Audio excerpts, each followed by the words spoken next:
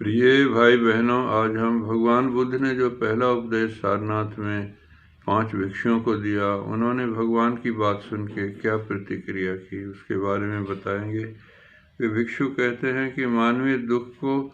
इतने साधारण ढंग से पहचानना और उसको स्वीकार करने का धर्म ही उनका आधार रहा है। संसार के इतिहास में पहली बार कोई ऐसे धर्म संस्थापक हुए हैं जिन्होंने कि संसार के दुख दूर करने कोई धर्म का वास्तविक उद्देश्य बताया। संसार के इतिहास में पहले ऐसे महापुरुष भगवान हैं जिन्होंने मुक्ति की रूप रेखा नहीं सुझाई थी, जो इतनी सरल हो, जो इतनी अलौकिक हो, जो पुरुषीय शक्तियों की अधीनता से मुक्त हो, जो इतनी स्वतंत्र ही नहीं बल्कि किसी आत्मा या परमात्मा में विश्वास तथा मंगलातर जीवन में विश्वास की विरोधी भी हो। ऐसा किसी ने पहले नहीं आज तक बताया था। संसार के इतिहास में ऐसा धर्म की रूपरेखा कभी किसी ने प्रस्तुत नहीं की जिसका किसी रहस्य या ईश्वरीय प्रभुत्व से कोई संबंध हो, नहीं हो, जिसके आदेश व्यक्ति की सामाजिक आवश्यकताओं के अध्ययन की देन हो और किसी ईश्वर की आज्ञा न हो। ऐसा धर्म पहले किसी ने बताया। उन्होंने ये महसूस किया कि ये ऐसे महापुरुष हैं जिन्होंने कभी मोक्ष की ऐसी कल्पना नहीं की कि सुख का वरदान व्यक्ति द्वारा इसी जीवन में और इसी धरती पर स्वयं ही प्राप्त किया जा सकता है,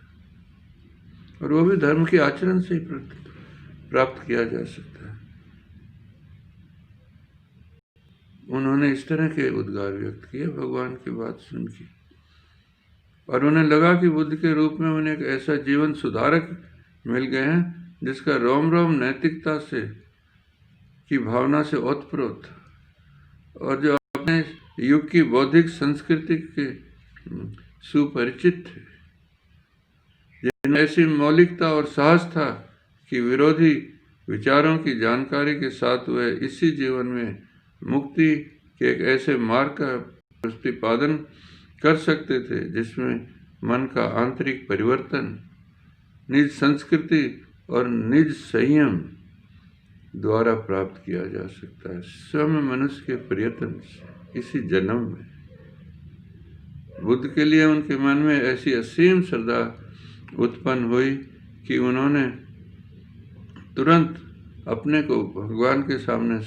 समर्पण कर दिया और कहा कि आप हमें अपना शिष्य स्वीकार करें। तो भगवान ने सिर्फ ये कह के यही भिक्षुए आओ भिक्षुओं कहा, और उन भिक्षुओं ने भगवान की शरण ली, और इस प्रकार पहला 5 भिक्षुओं का संघ भगवान का बना, जो आगे बढ़ के आज तक भगवान के इस मार्ग का प्रचार कर रहा है और नैतिक मूल्यों की स्थापना कर रहा है। आपका मंगल हो, आपका भला हो।